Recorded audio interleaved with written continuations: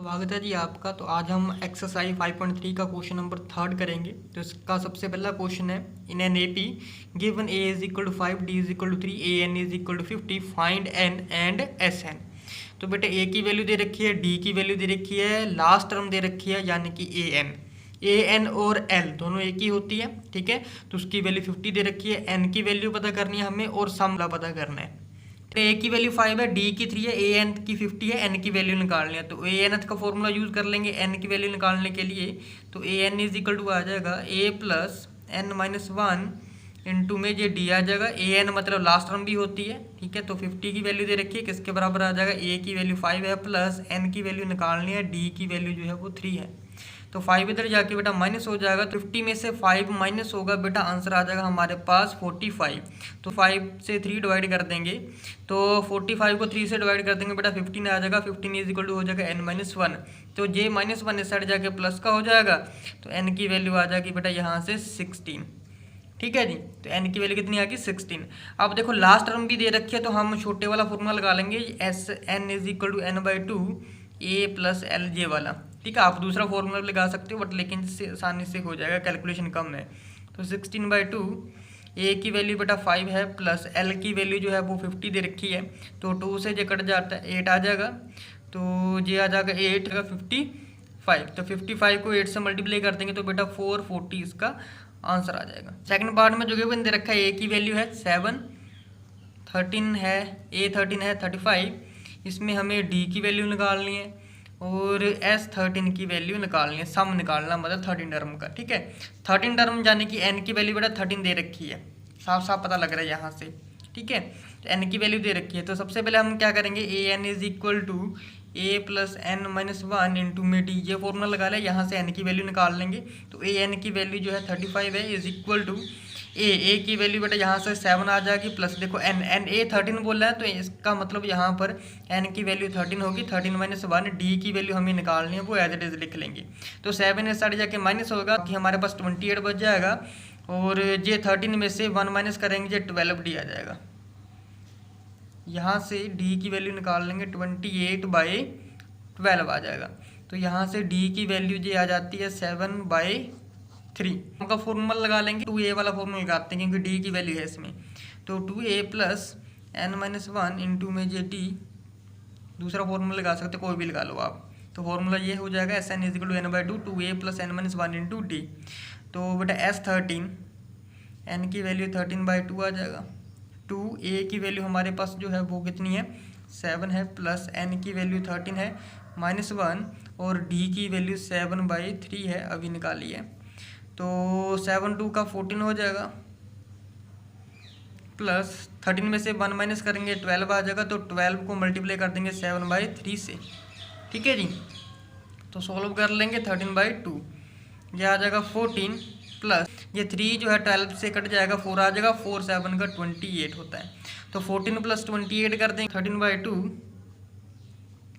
ये multiply 14 plus 28 के 42 multiply करके, तो 2 से 42 कट जाते हैं, 21 आ जाएगा। 21 को 13 से मल्टीप्लाई कर देंगे, ये आ जाएगा 273 आंसर आ जाएगा। थर्ड पार्ट में हमें दे रखा है ए 12 इज इक्वल टू 37, डी की वैल्यू दे रखी है 3, इसमें हमें ए की वैल्यू फाइंड आउट करनी है और एस 12 की वैल्यू फाइंड आउट करनी है।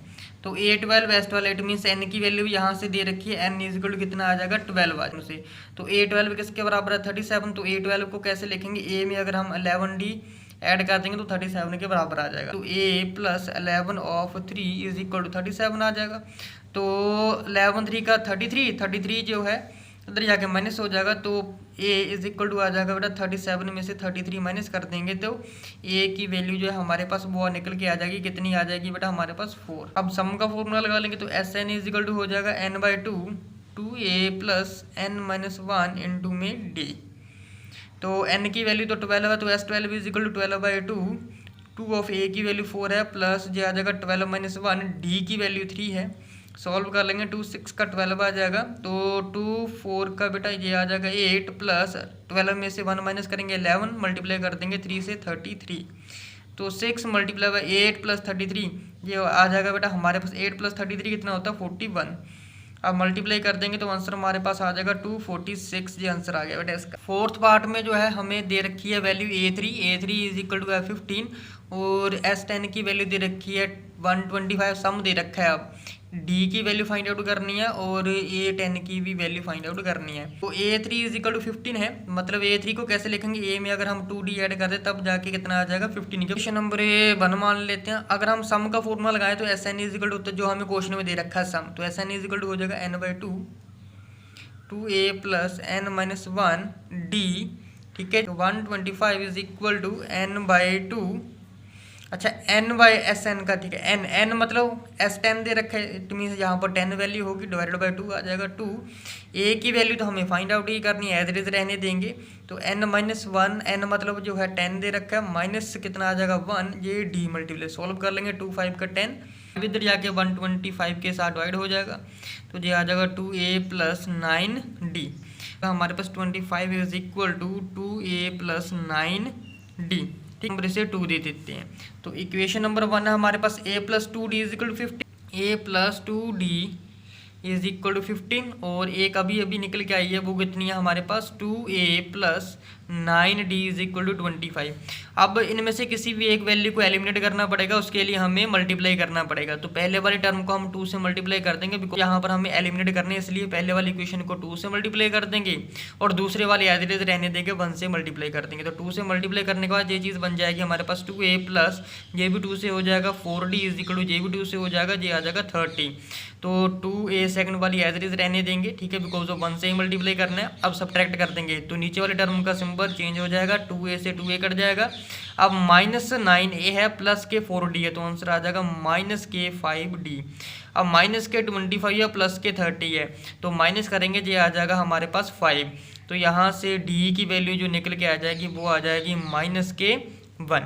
तो फ्रॉम इक्वेशन 1 इक्वेशन से हम क्या करेंगे, equation A plus 2D is equal to 15 के बराबर है, तो A प्लस 2D की वैल्यू -1 आ जाएगी इज इक्वल टू 15। A की वैल्यू आ जाएगी ये 2 को करेंगे -1 से -2 हो जाएगा, तो -2 को दूसरी साइड ले जाएंगे तो +2 हो जाएगा। तो यहाँ से बेटा A की वैल्यू जो है वो निकल के आ जाएगी 17।